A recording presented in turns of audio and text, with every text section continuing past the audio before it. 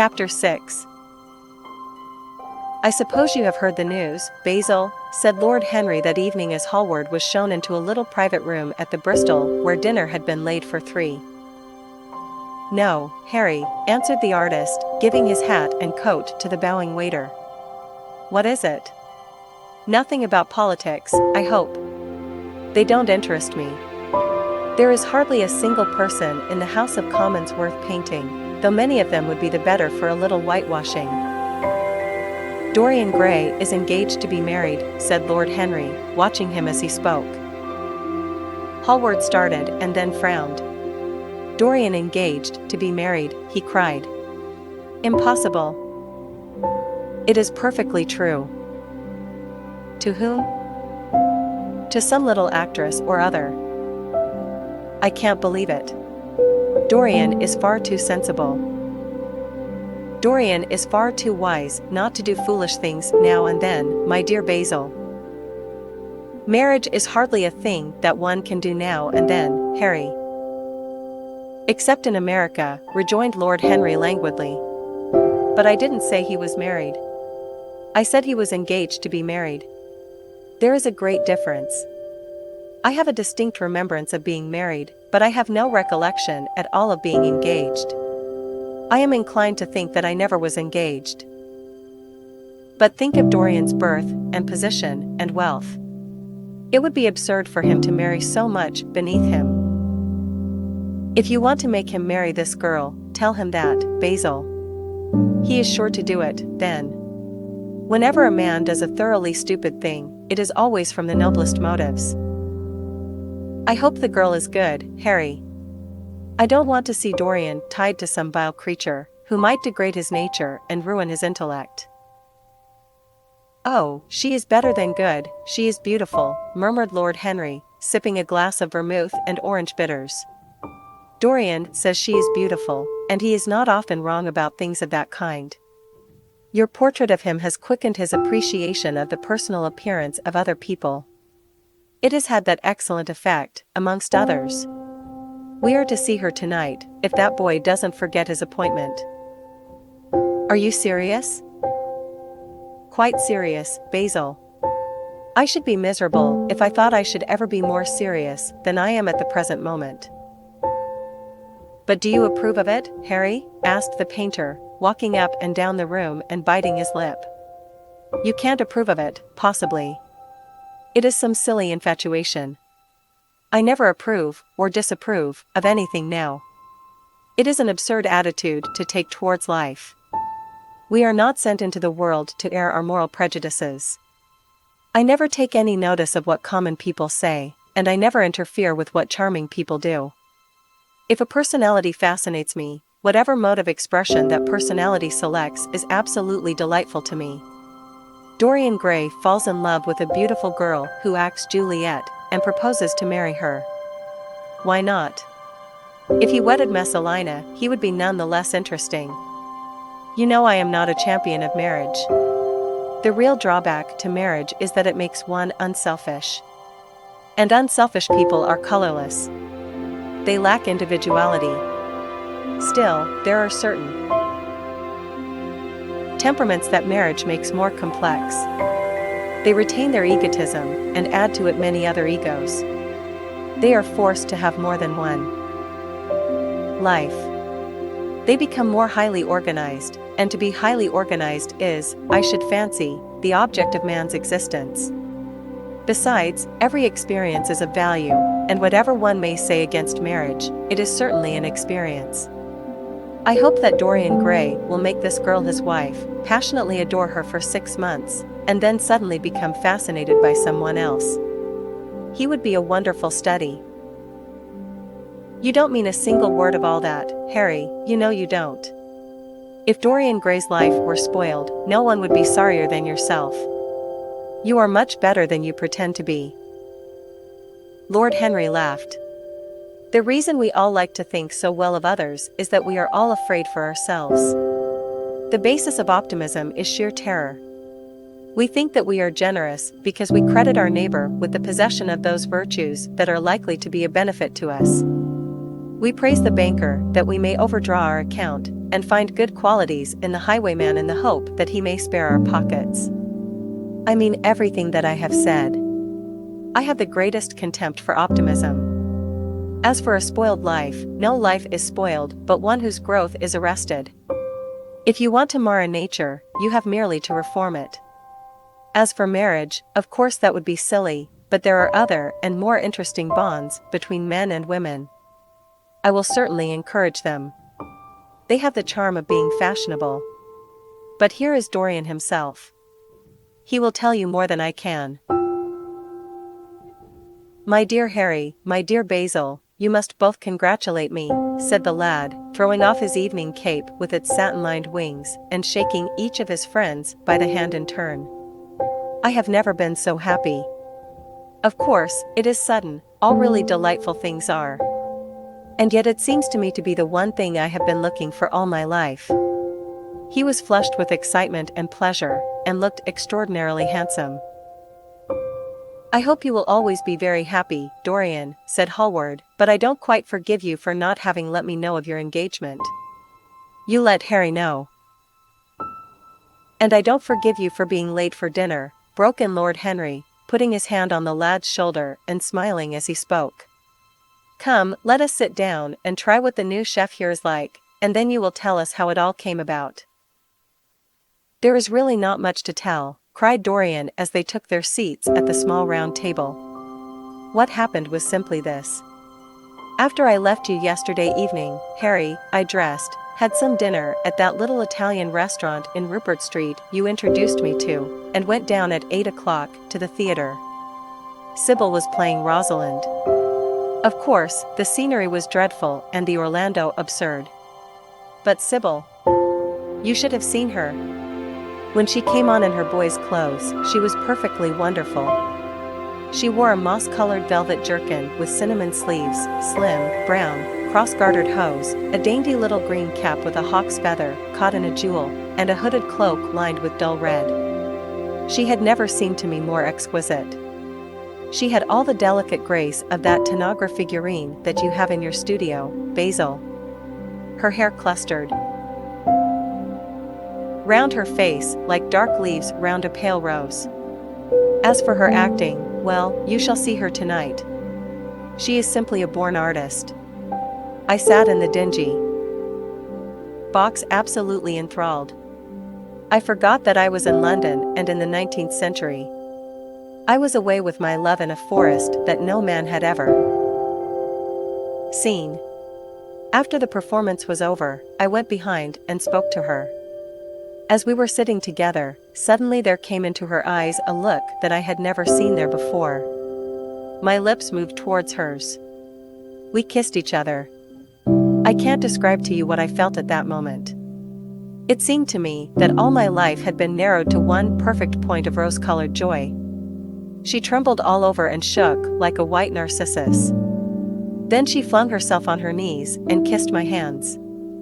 I feel that I should not tell you all this, but I can't help it. Of course, our engagement is a dead secret. She has not even told her own mother. I don't know what my guardians will say. Lord Radley is sure to be furious. I don't care. I shall be of age in less than a year, and then I can do what I like. I have been right, Basil, haven't I, to take my love out of poetry and to find my wife in Shakespeare's plays? Lips that Shakespeare taught to speak have whispered their secret in my ear. I have had the arms of Rosalind around me, and kissed Juliet on the mouth. Yes, Dorian, I suppose you were right, said Hallward slowly. Have you seen her today? Asked Lord Henry. Dorian Gray shook his head. I left her in the forest of Arden. I shall find her in an orchard in Verona. Lord Henry sipped his champagne in a meditative manner. At what particular point did you mention the word marriage, Dorian? And what did she say in answer? Perhaps you forgot all about it. My dear Harry, I did not treat it as a business transaction, and I did not make any formal proposal. I told her that I loved her, and she said she was not worthy to be my wife. Not worthy? Why, the whole world is nothing to me compared with her. Women are wonderfully practical, murmured Lord Henry, much more practical than we are. In situations of that kind, we often forget to say anything about marriage, and they always remind us. Hallward laid his hand upon his arm. Don't, Harry. You have annoyed Dorian. He is not like other men. He would never bring misery upon anyone. His nature is too fine for that. Lord Henry looked across the table. Dorian is never annoyed with me, he answered. I asked the question for the best reason possible, for the only reason, indeed, that excuses one for asking any question, simple curiosity. I have a theory that it is always the women who propose to us, and not we who propose to the women. Except, of course, in middle-class life. But then the middle classes are not modern. Dorian Gray laughed and tossed his head. You are quite incorrigible, Harry, but I don't mind. It is impossible to be angry with you. When you see Sybil Vane, you will feel that the man who could wrong her would be a beast without a heart.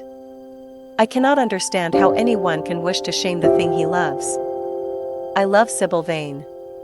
I want to place her on a pedestal of gold and to see the world worship the woman who is mine. What is marriage? An irrevocable vow. You mock at it for that. Ah. Don't mock. It is an irrevocable vow that I want to take. Her trust makes me faithful, her belief makes me good. When I am with her, I regret all that you have taught me. I become different from what you have known me to be. I am changed, and the mere touch of Sybil Vane's hand makes me forget you and all your wrong, fascinating, poisonous, delightful theories. And those are? Asked Lord Henry, helping himself to some salad. Oh, your theories about life, your theories about love, your theories about pleasure. All your theories, in fact, Harry. Pleasure is the only thing worth having a theory about, he answered in his slow melodious voice. But I am afraid I cannot claim my theory as my own. It belongs to nature, not to me. Pleasure is nature's test, her sign of approval. When we are happy, we are always good, but when we are good, we are not always happy. Ah. But what do you mean by good? Cried Basil Hallward. Yes, echoed Dorian, leaning back in his chair and looking at Lord Henry over the heavy clusters of purple-lipped irises that stood in the center of the table. What do you mean by good, Harry? To be good is to be in harmony with one's self, he replied, touching the thin stem of his glass with his pale, fine-pointed fingers. Discord is to be forced to be in harmony with others. One's own life, that is the important thing.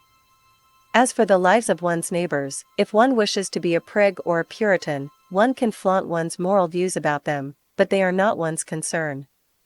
Besides, individualism has really the higher aim. Modern morality consists in accepting the standard of one's age. I consider that for any man of culture, to accept the standard of his age is a form of the grossest immorality. But, surely, if one lives merely for one's self, Harry, one pays a terrible price for doing so, suggested the painter. Yes, we are overcharged for everything nowadays. I should fancy that the real tragedy of the poor is that they can afford nothing but self-denial. Beautiful sins, like beautiful things, are the privilege of the rich. One has to pay in other ways, but money. What sort of ways, Basil? Oh. I should fancy in remorse, in suffering, in the consciousness of degradation. Lord Henry shrugged his shoulders. My dear fellow, medieval art is charming, but medieval emotions are out of date. One can use them in fiction, of course. But then the only things that one can use in fiction are the things that one has ceased to use in fact. Believe me, no civilized man ever regrets a pleasure, and no uncivilized man ever knows what a pleasure is. I know what pleasure is, cried Dorian Gray. It is to adore someone. That is certainly better than being adored, he answered, toying with some fruits. Being adored is a nuisance. Women treat us just as humanity treats its gods. They worship us, and are always bothering us to do something for them. I should have said that whatever they ask for they had first given to us, murmured the lad gravely. They create love in our natures. They have a right to demand it back. That is quite true, Dorian, cried Hallward. Nothing is ever quite true, said Lord Henry. This is, interrupted Dorian. You must admit, Harry, that women give to men the very gold of their lives. Possibly, he sighed, but they invariably want it back in such very small change. That is the worry. Women, as some witty Frenchman once put it, inspire us with the desire to do masterpieces and always prevent us from carrying them out. Harry, you are dreadful. I don't know why I like you so much. You will always like me, Dorian, he replied. Will you have some coffee, you fellows? Waiter, bring coffee, and fine champagne, and some cigarettes. No, don't mind the cigarettes, I have some. Basil, I can't allow you to smoke cigars. You must have a cigarette. A cigarette is the perfect type of a perfect pleasure. It is exquisite, and it leaves one unsatisfied. What more can one want? Yes, Dorian, you will always be fond of me. I represent to you all the sins you have never had the courage to commit. What nonsense you talk, Harry, cried the lad, taking a light from a fire-breathing silver dragon that the waiter had placed on the table. Let us go down to the theater. When Sybil comes on the stage, you will have a new ideal of life. She will represent something to you that you have never known. I have known everything, said Lord Henry, with a tired look in his eyes, but I am always ready for a new emotion. I am afraid, however, that, for me at any rate, there is no such thing. Still, your wonderful girl may thrill me. I love acting. It is so much more real than life. Let us go. Dorian, you will come with me. I am so sorry, Basil, but there is only room for two in the brougham. You must follow us in a hansom. They got up and put on their coats, sipping their coffee standing. The painter was silent and preoccupied. There was a gloom over him. He could not bear this marriage, and yet it seemed to him to be better than many other things that might have happened. After a few minutes, they all passed downstairs. He drove off by himself, as had been arranged, and watched the flashing lights of the little brougham in front of him. A strange sense of loss came over him. He felt that Dorian Gray would never again be to him all that he had been in the past. Life had come between them. His eyes darkened, and the crowded flaring streets became blurred to his eyes. When the cab drew up at the theater, it seemed to him that he had grown years older. Chapter 7. For some reason or other, the house was crowded that night, and the fat Jew manager who met them at the door was beaming from ear to ear with an oily tremulous smile. He escorted them to their box with a sort of pompous humility, waving his fat jeweled hands and talking at the top of his voice. Dorian Gray loathed him more than ever. He felt as if he had come to look for Miranda and had been met by Caliban. Lord Henry, upon the other hand, rather liked him. At least he declared he did, and insisted on shaking him by the hand and assuring him that he was proud to meet a man who had discovered a real genius and gone bankrupt over a poet. Hallward amused himself with watching the faces in the pit. The heat was terribly oppressive, and the huge sunlight flamed like a monstrous dahlia with petals of yellow fire. The youths in the gallery had taken off their coats and waistcoats and hung them over the side. They talked to each other across the theater and shared their oranges with the tawdry girls who sat beside them. Some women were laughing in the pit. Their voices were horribly shrill and discordant. The sound of the popping of corks came from the bar. What a place to find one's divinity in, said Lord Henry. Yes, answered Dorian Gray. It was here I found her, and she is divine beyond all living things. When she acts, you will forget everything. These common rough people, with their coarse faces and brutal gestures, become quite different when she is on the stage. They sit silently and watch her. they weep and laugh as she wills them to do. She makes them as responsive as a violin. She spiritualizes them, and one feels that they are of the same flesh and blood as oneself. The same flesh and blood as oneself. "Oh, I hope not," exclaimed Lord Henry, who was scanning the occupants of the gallery through his opera glass. "Don't pay any attention to him, Dorian," said the painter. "I understand what you mean, and I believe in this girl. Anyone you love must be marvelous, and any girl who has the effect you describe must be fine and noble. To spiritualize one's age, that is something worth doing. If this girl can give a soul to those who have lived without one, if she can create the sense of beauty in people whose lives have been sordid and ugly, if she can strip them of their selfishness and lend them tears for sorrows that are not their own, she is worthy of all your adoration, worthy of the adoration of the world. This marriage is quite right. I did not think so at first, but I admit it now. The gods made Sybil Vane for you. Without her, you would have been incomplete." "Thanks, Basil," answered Dorian Gray, pressing his hand. "I knew that you would understand me. Harry is so cynical, he terrifies me. But here is the orchestra. It is quite dreadful, but it only lasts for about 5 minutes.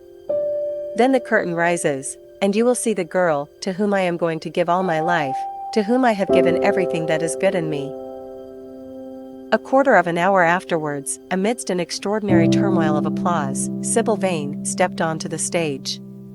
Yes, she was certainly lovely to look at, one of the loveliest creatures, Lord Henry thought, that he had ever seen. There was something of the fawn in her shy grace and startled eyes. A faint blush, like the shadow of a rose in a mirror of silver, came to her cheeks as she glanced at the crowded, enthusiastic house. She stepped back a few paces, and her lips seemed to tremble. Basil Hallward leaped to his feet and began to applaud. Motionless, and as one in a dream, sat Dorian Gray, gazing at her. Lord Henry peered through his glasses, murmuring, "Charming! Charming!" The scene was the hall of Capulet's house, and Romeo, in his pilgrim's dress, had entered with Mercutio and his other friends. The band, such as it was, struck up a few bars of music, and the dance began. Through the crowd of ungainly, shabbily dressed actors, Sybil Vane moved like a creature from a finer world. Her body swayed while she danced, as a plant sways in the water. The curves of her throat were the curves of a white lily. Her hands seemed to be made of cool ivory. Yet she was curiously listless. She showed no sign of joy when her eyes rested on Romeo. The few words she had to speak. "Good pilgrim, you do wrong your hand too much, which mannerly devotion shows in this, for saints have hands that pilgrims' hands do touch, and palm to palm is holy palmer's kiss." With the brief dialogue that follows, were spoken in a thoroughly artificial manner. The voice was exquisite, but from the point of view of tone it was absolutely false. It was wrong in color. It took away all the life from the verse. It made the passion unreal. Dorian Gray grew pale as he watched her. He was puzzled and anxious. Neither of his friends dared to say anything to him. She seemed to them to be absolutely incompetent. They were horribly disappointed. Yet they felt that the true test of any Juliet is the balcony scene of the second act. They waited for that. If she failed there, there was nothing in her. She looked charming as she came out in the moonlight. That could not be denied. But the stockiness of her acting was unbearable, and grew worse as she went on. Her gestures became absurdly artificial. She overemphasized everything that she had to say. The beautiful passage. "Thou knowest the mask of night is on my face, else would a maiden blush bepaint my cheek, for that which thou hast heard me speak tonight," was declaimed with the painful precision of a schoolgirl who has been taught to recite by some second-rate professor of elocution. When she leaned over the balcony and came to those wonderful lines, "Although I joy in thee, I have no joy of this contract tonight, it is too rash, too unadvised, too sudden, too like the lightning, which doth cease to be ere one can say, it lightens. Sweet, good night. This bud of love by summer's ripening breath may prove a beauteous flower when next we meet. She spoke the words as though they conveyed no meaning to her. It was not nervousness. Indeed, so far from being nervous, she was absolutely self-contained. It was simply bad art. She was a complete failure. Even the common uneducated audience of the pit and gallery lost their interest in the play. They got restless, and began to talk loudly and to whistle. The Jew manager, who was standing at the back of the dress circle, stamped and swore with rage. The only person unmoved was the girl herself. When the second act was over, there came a storm of hisses, and Lord Henry got up from his chair and put on his coat. "She is quite beautiful, Dorian," he said, "but she can't act. Let us go." "I am going to see the play through," answered the lad, in a hard, bitter voice. "I am awfully sorry that I have made you waste an evening, Harry. I apologize to you both." "My dear Dorian, I should think Miss Vane was ill," interrupted Hallward. "We will come some other night." "I wish she were ill," he rejoined. "But she seems to me to be simply callous and cold. She has entirely altered. Last night, she was a great artist. This evening she is merely a commonplace mediocre actress." "Don't talk like that about anyone you love, Dorian. Love is a more wonderful thing than art." "They are both simply forms of imitation," remarked Lord Henry. "But do let us go. Dorian, you must not stay here any longer. It is not good for one's morals to see bad acting.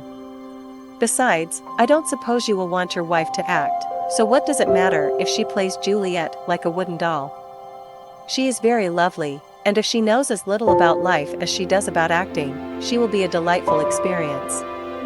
There are only two kinds of people who are really fascinating: people who know absolutely everything, and people who know absolutely nothing." "Good heavens, my dear boy, don't look so tragic. The secret of remaining young is never to have an emotion that is unbecoming. Come to the club with Basil and myself. We will smoke cigarettes and drink to the beauty of Sybil Vane. She is beautiful. What more can you want?" "Go away, Harry," cried the lad. "I want to be alone. Basil, you must go." "Ah! Can't you see that my heart is breaking?" The hot tears came to his eyes. His lips trembled, and rushing to the back of the box, he leaned up against the wall, hiding his face in his hands. "Let us go, Basil," said Lord Henry with a strange tenderness in his voice, and the two young men passed out together. A few moments afterwards, the footlights flared up and the curtain rose on the third act. Dorian Gray went back to his seat. He looked pale, and proud, and indifferent. The play dragged on, and seemed interminable. Half of the audience went out, tramping in heavy boots and laughing. The whole thing was a fiasco. The last act was played to almost empty benches. The curtain went down on a titter and some groans. As soon as it was over, Dorian Gray rushed behind the scenes into the green room. The girl was standing there alone, with a look of triumph on her face. Her eyes were lit with an exquisite fire. There was a radiance about her. Her parted lips were smiling over some secret of their own. When he entered, she looked at him, and an expression of infinite joy came over her. "How badly I acted tonight, Dorian," she cried. "Horribly," he answered, gazing at her in amazement. "Horribly. It was dreadful. Are you ill? You have no idea what it was. You have no idea what I suffered." The girl smiled. "Dorian," she answered, lingering over his name with long-drawn music in her voice, as though it were sweeter than honey to the red petals of her mouth. "Dorian, you should have understood. But you understand now, don't you?" "Understand what?" he asked, angrily. "Why I was so bad tonight. Why I shall always be bad." why I shall never act well again." He shrugged his shoulders. "You are ill, I suppose. When you are ill, you shouldn't act. You make yourself ridiculous." My friends were bored. I was bored. She seemed not to listen to him. She was transfigured with joy. An ecstasy of happiness dominated her. "Dorian, Dorian," she cried, "before I knew you, acting was the one reality of my life. It was only in the theater that I lived. I thought that it was all true. I was Rosalind one night and Portia the other. The joy of Beatrice was my joy, and the sorrows of Cordelia were mine also. I believed in everything. The common people who acted with me seemed to me to be godlike. The painted scenes were my world. I knew nothing but shadows, and I thought them real. You came, oh, my beautiful love, and you freed my soul from prison. You taught me what reality really is. Tonight, for the first time in my life, I saw through the hollowness, the sham, the silliness of the empty pageant in which I had always played. Tonight, for the first time, I became conscious that the Romeo was hideous, and old, and painted, that the moonlight in the orchard was false, that the scenery was vulgar, and that the words I had to speak were unreal, were not my words, were not what I wanted to say. You had brought me something higher, something of which all art is but a reflection. You had made me understand what love really is. My love. My love. Prince Charming. Prince of life. I have grown sick of shadows. You are more to me than all art can ever be. What have I to do with the puppets of a play? When I came on tonight, I could not understand how it was that everything had gone from me. I thought that I was going to be wonderful. I found that I could do nothing. Suddenly it dawned on my soul what it all meant. The knowledge was exquisite to me. I heard them hissing, and I smiled. What could they know of love such as ours? Take me away, Dorian, take me away with you, where we can be quite alone. I hate the stage. I might mimic a passion that I do not feel, but I cannot mimic one that burns me like fire. Oh, Dorian, Dorian, you understand now what it signifies? Even if I could do it, it would be profanation for me to play at being in love. You have made me see that. He flung himself down on the sofa and turned away his face. You have killed my love, he muttered. She looked at him in wonder and laughed. He made no answer. She came across to him, and with her little fingers stroked his hair. She knelt down and pressed his hands to her lips. He drew them away, and a shudder ran through him. Then he leaped up and went to the door. Yes, he cried, you have killed my love. You used to stir my imagination. Now you don't even stir my curiosity. You simply produce no effect. I loved you because you were marvelous, because you had genius and intellect, because you realized the dreams of great poets and gave shape and substance to the shadows of art. You have thrown it all away. You are shallow and stupid. My God! How mad I was to love you! What a fool I have been! You are nothing to me now. I will never see you again. I will never think of you. I will never mention your name. You don't know what you were to me, once. Why, once. Oh, I can't bear to think of it. I wish I had never laid eyes upon you. You have spoiled the romance of my life. How little you can know of love, if you say it mars your art. Without your art, you are nothing. I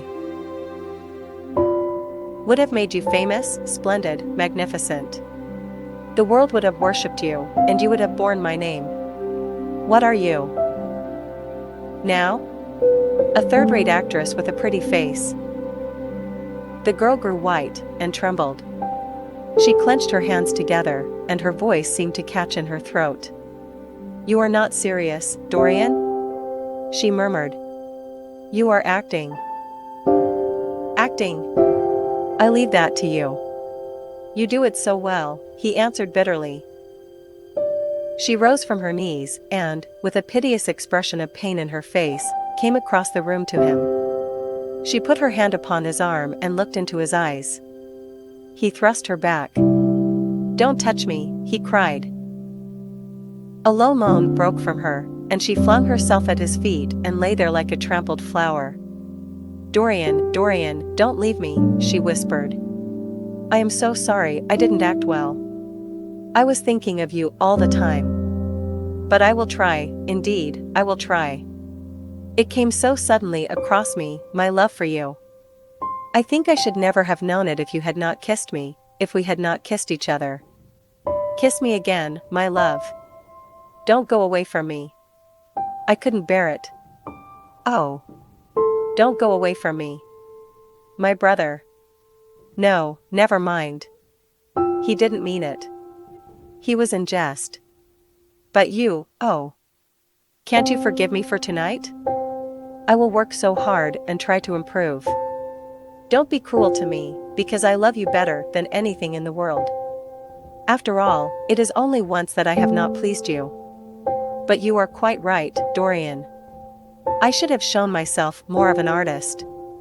It was foolish of me, and yet I couldn't help it. Oh, don't leave me, don't leave me. A fit of passionate sobbing choked her. She crouched on the floor like a wounded thing, and Dorian Gray, with his beautiful eyes, looked down at her, and his chiseled lips curled in exquisite disdain.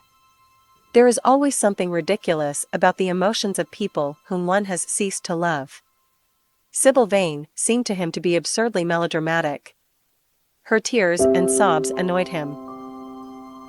"I am going," he said at last in his calm, clear voice.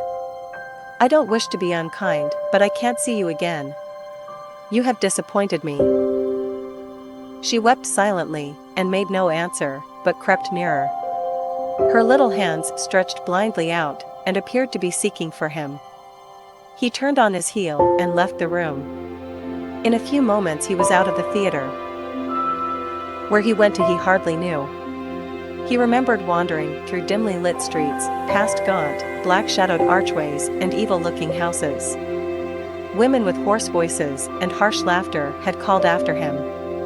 Drunkards had reeled by, cursing and chattering to themselves like monstrous apes. He had seen grotesque children huddled upon doorsteps, and heard shrieks and oaths from gloomy courts. As the dawn was just breaking, he found himself close to Covent Garden. The darkness lifted, and, flushed with faint fires, the sky hollowed itself into a perfect pearl. Huge carts filled with nodding lilies rumbled slowly down the polished empty street. The air was heavy with the perfume of the flowers, and their beauty seemed to bring him an anodyne for his pain. He followed into the market and watched the men unloading their wagons. A white-smocked carter offered him some cherries. He thanked him, wondered why he refused to accept any money for them, and began to eat them listlessly. They had been plucked at midnight, and the coldness of the moon had entered into them. A long line of boys carrying crates of striped tulips, and of yellow and red roses, defiled in front of him, threading their way through the huge, jade-green piles of vegetables. Under the portico, with its gray, sun-bleached pillars, loitered a troop of draggled bareheaded girls, waiting for the auction to be over. Others crowded round the swinging doors of the coffee house in the piazza. The heavy cart horses slipped and stamped upon the rough stones, shaking their bells and trappings. Some of the drivers were lying asleep on a pile of sacks. Iris-necked and pink-footed, the pigeons ran about picking up seeds. After a little while, he hailed a hansom and drove home. For a few moments he loitered upon the doorstep, looking round at the silent square, with its blank, close-shuttered windows and its staring blinds. The sky was pure opal now, and the roofs of the houses glistened like silver against it. From some chimney opposite a thin wreath of smoke was rising. It curled, a violet riband, through the nacre-colored air. In the huge gilt Venetian lantern, spoil of some doge's barge, that hung from the ceiling of the great, oak-paneled hall of entrance, lights were still burning from 3 flickering jets, thin blue petals of flame they seemed, rimmed with white fire. He turned them out and, having thrown his hat and cape on the table, passed through the library towards the door of his bedroom, a large octagonal chamber on the ground floor that, in his newborn feeling for luxury, he had just had decorated for himself and hung with some curious Renaissance tapestries that had been discovered stored in a disused attic at Selby Royal. As he was turning the handle of the door, his eye fell upon the portrait Basil Hallward had painted of him. He started back as if in surprise. Then he went on into his own room, looking somewhat puzzled. After he had taken the buttonhole out of his coat, he seemed to hesitate.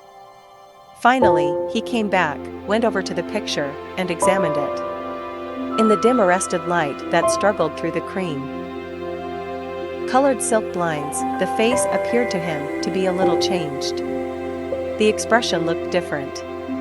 One would have said that there was a touch of cruelty in the mouth. It was certainly strange. He turned round and, walking to the window, drew up the blind. The bright dawn flooded the room and swept the fantastic shadows into dusky corners, where they lay shuddering. But the strange expression that he had noticed in the face of the portrait seemed to linger there, to be more intensified even.